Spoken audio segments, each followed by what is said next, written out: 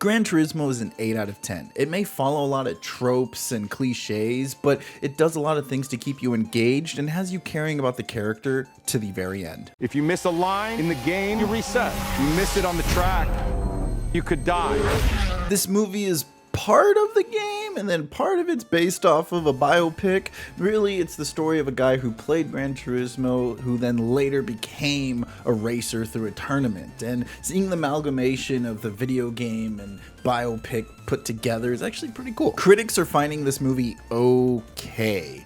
I think they're being a little too harsh on it, and let's go in to see why they're probably wrong at giving it this score. Most of the complaints have to do with the fact that the movie is cliche, that it's an underdog story with a failed mentor and a disapproving father, and it's something that we've seen many times before, but sometimes these tropes just work in certain types of movies, and also it's okay to have movies be the same as others in the past, because not every movie has to redefine what art means. Plus, it's directed by Neil Blomkamp. Just let him cook. What Gran Turismo is actually good at is taking what we've already seen and heightening it. Also, there's a layer of subtext behind it that if you're just overanalyzing everything, you're gonna miss it. Let's start off by talking about the gaming aspect of the movie. A lot of the characters have a negative stigma towards gaming in general, and so does a lot of society still kind of do, even though gaming is trending as of now. Jan, all you do is play video games with some crazy dreams of racing cars. Though it is the characters that make sure to correct people multiple times, calling it a sim game or a simulator. This really just shows how dedicated they are and how much they treat this as something that's more of a practicing session and not something they take for fun. Which there are a couple of people that do make a living playing video games nowadays. I'm not one of them. Much easier with a joystick, isn't it? Now let's look at the underdog side of things. In movies like Rocky, where they've spent their whole life boxing and this is what they've trained to do and what they were kind of born to do, our protagonist doesn't really have the same skill set. He's been practicing on a simulator, so he understands the lap times, but he doesn't understand how to really ride the rocket. Strap them to a 200-mile-an-hour rocket. It'll tear him to pieces. So it's actually intriguing to see our underdog be someone who is kind of naive to the sport and the physical aspect of everything in general, and watching them learn and overcome these obstacles. And lastly, but most importantly, the character motivation. This is what won me over for the movie. Our underdog loves racing and has a passion that he wants to follow his dream and is willing to sacrifice everything to get to it.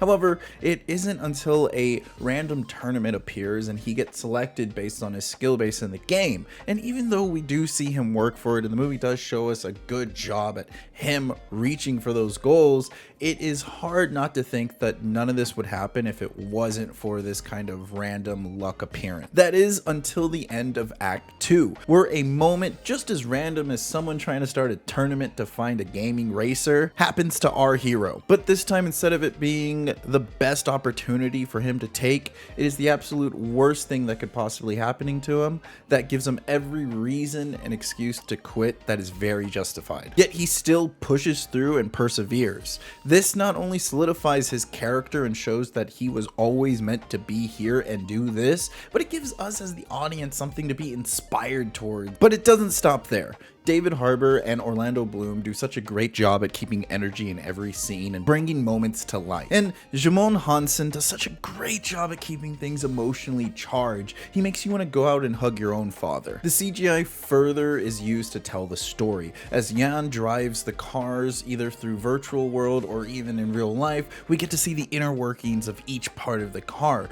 further showing us how he is feeling and how he uses every part of the car to his advantage. Yet it's the visuals themselves that also have their own story progression. In the first act, everything looks more like a video game. Even the perspective of the car is taken from a third-person view. Yet as the story progresses and Jan turns from a virtual driver to an actual racer, we stop seeing the UI from the game and we start seeing and feeling what he sees as a racer, until the two come together to a beautiful marriage at the third act.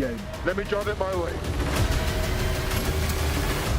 I was actually pretty good. This means every race we're seeing a new visual. Coming from someone who's an actual fan of Formula One, I can tell you that racing isn't as action-packed as they make it out into the movies. So for them to show us the inner workings of the car whenever something goes wrong, or to see the feeling of the horsepower or the danger behind each move he takes, is a really great creative take. Overall, this movie is a underdog cliche, yet it's an underdog we're not used to seeing. With the use of visuals that transform and help enhance the story as it prolongs, and a subtext that takes the plot to the next level, it's hard not to enjoy this movie. Even though you might be leaving the theater wanting a Nissan or Sony product, it doesn't take you away from the awe of the adventure itself, which is why I'm giving Gran Turismo an 8 out of 10.